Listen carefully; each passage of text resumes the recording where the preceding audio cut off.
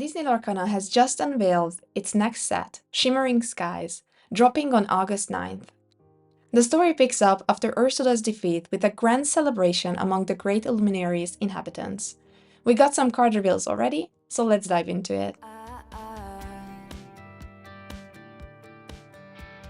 The Shimmering Skies set introduces our first characters from Wreck-It Ralph, a 3-cost inkable character with 1/4 and 1 lore gain, with the ability Refreshing Break.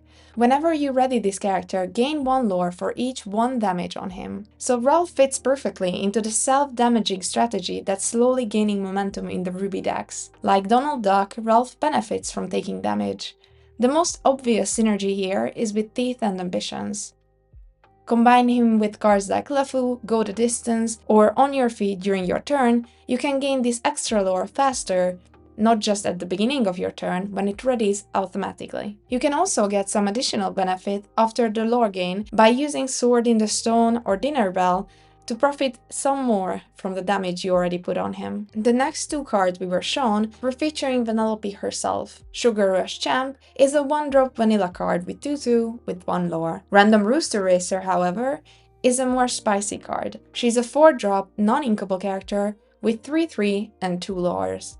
She also has Rush, as well as Evasive on the turn she's played, making her a perfect counter to most current and older threats such as Diablo and Minnie Mouse Stylish Surfer, to whom currently we didn't have a Rush and an evasive character that can defeat her on 1 turn. We had Peter Pan and Peter Pan's Shadow, but they were both lacking in strength. With the Vanellopes, we were also introduced a new tag, the Racer tag, and with that we also were given a few of these Racer cards. We were given Turbo, a 2 non-inkable 2/3 Rush character, who is on its own a decent Rush character compared to other Ruby Rush characters on this level, namely Stitch and Queen of Hearts, but it also foreshadows a Shift character named King Candy, because this character also counts as being named King Candy for Shift, which we don't have as of yet, but we should keep this card in mind. Next one we have Rancis Fluger Butter, a 4-cost 4/4 inkable vanilla card with 1 lore, which is, if the Racer tag doesn't give it some extra bonuses, it probably won't see a lot of play card. Next one is a 3-cost non-inkable Snowana Rainbow 2/4 with 1 lore and Rush. This being non-inkable kind of hurts this card. It will depend on this Racer tag if this will see play. We have a bunch of Taffeta Mutton Fudge cards. We have a 1/1/2 inkable 1 lore gaining card with an ability. When you play this character, if you have a location in play, each opponent loses 1 lore. So this card probably doesn't shine as much as an early drop. You have to have obviously locations first to gain anything of it, but maybe later on as you have locations this could be beneficial. The fact that this interacts with locations makes me hopeful about a candy-themed racetrack location. I think that would be very fun. The other Taffeta, Ruthless Rival, is a 2-cost inkable 2/2 vanilla, alright with the 2 lore for a true drop. And for our Floodborn Taffeta, we have a 4-cost inkable 3/3 with 1 lore that's shiftable for 2.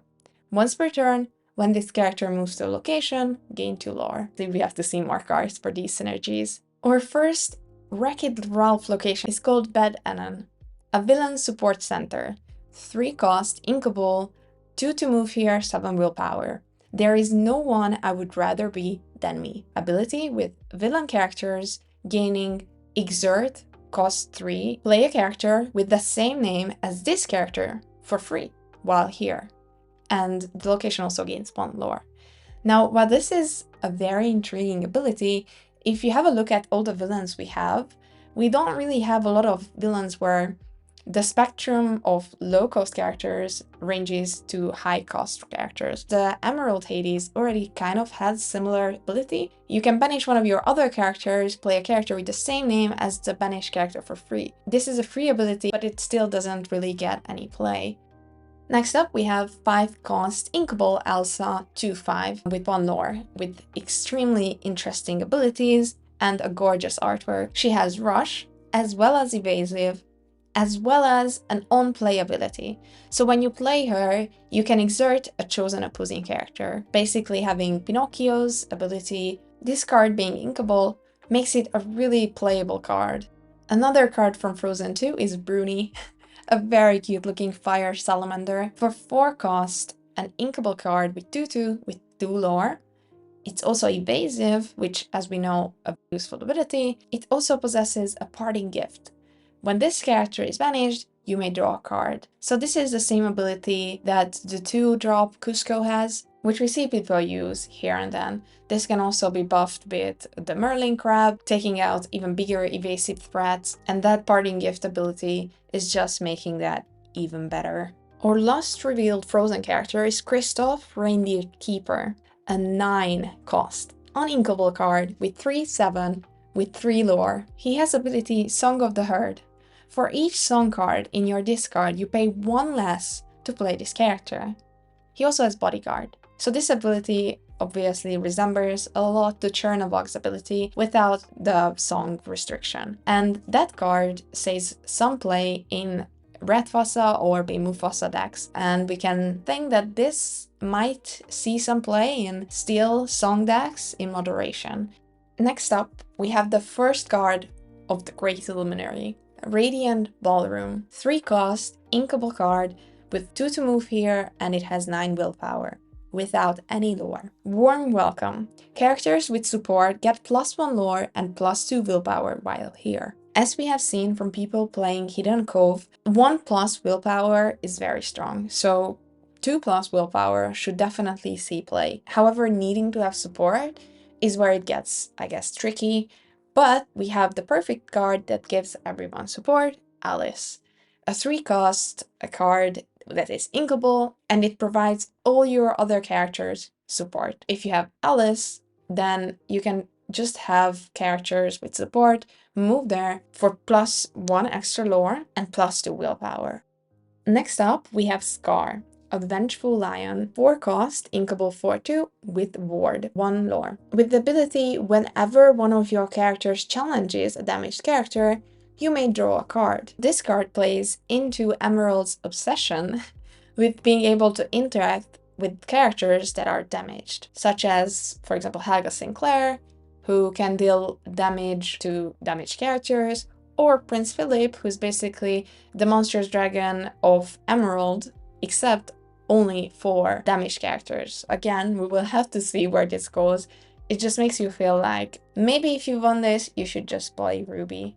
This card also has its Ruby counterpart, Queen of Hearts, who is a 5 cost 4/3, 1 lore shiftable card that lets you draw a card every time you challenge any other character, not just damaged one. Maybe having one in Emerald will help. The Shere Khan deck that is attack based, who knows, this one has Ward, maybe that helps. I will definitely play this deck with Shere Khan. I really love this deck, with even putting some Relentless Beasts in it. I think what it was lacking previous turns was the card draw, so maybe having 2 cards could help it. We'll see.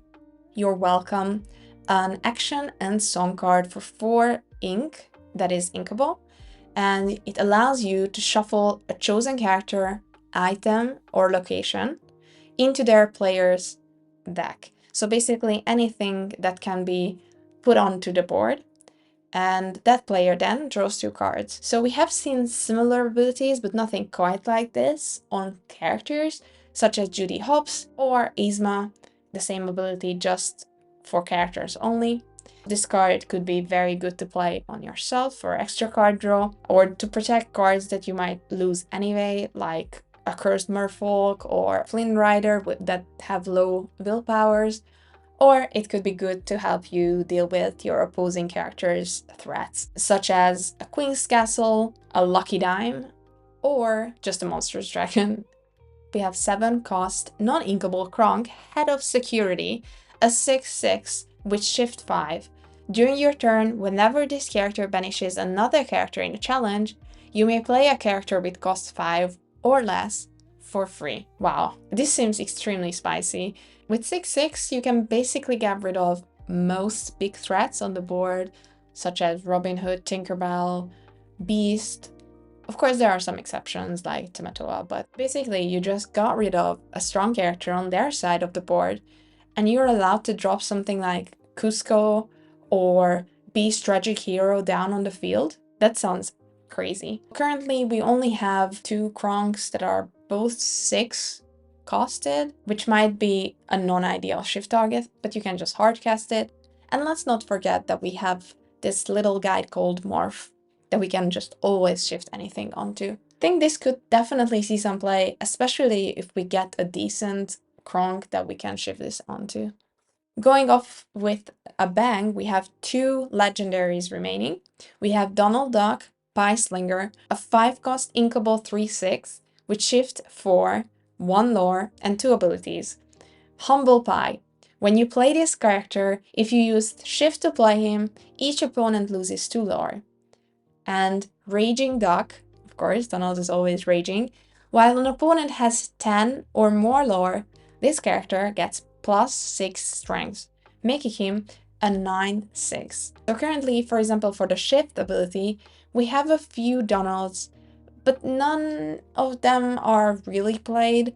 We have in Ruby a 2-cost Donald, as well as a 5-cost legendary. And we have a few others, for example, in Ember, a 3-cost that might see play with the Bodyguard ability. Interesting legendary that might not be meta-defining on its own, but could have some potential. The other legendary card we have seen, however, could be meta-defining, especially maybe in a Blurple deck, which we are a huge fan of. For 6, we have Merlin, Intellectual Visionary, a 3/7 with 2 lores. You can shift it for 5, and it has the ability, when you play this character, if you use shift to play him, you may search your deck for any card, put that card into your hand, and then shuffle your deck. We have seen similar abilities in Lorcana already, however very restricted to Madrigals. Alma Madrigal from the previous set was able to search the deck for Madrigal characters. Now searching the deck for any characters seems extremely interesting. Of course, you need to have this character shifted in order to use this ability. We have 1 shift target in Sapphire that goes basically in line, so you play Self-Appointed Mentor on 4, and then on 5 you can shift Intellectual Visionary. However, let's not forget that we have a bunch of Merlins in Amethyst, making this truly potentially popping off in Blurple, which is the Sapphire Amethyst deck. That deck I felt were also lacking some consistency, which could be bridged. I'm very excited to see where this will take Blurple.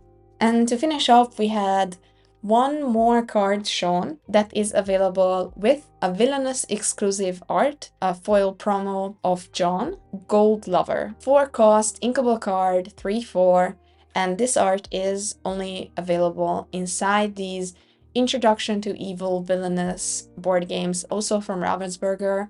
Its ability says, beautiful, lovely taxes, exert, and then you're able to play an item from your hand or from this card with cost 5 or less for free, exerted. It feels a bit like the Sapphire Legendary Queen, however, she was only able to play cost 3 or less. This one is cost 5 or less, and you can play it from the discard, which seems very good for not depleting your hand. And that is it for this LoreCast. I immensely enjoyed it, as well as the trailer for the new set, which I recommend everyone check out, and maybe we will dive more into the lore of it all. Let me know in the comments which cards you guys are most interested to play with, and if you do, happy loring everyone!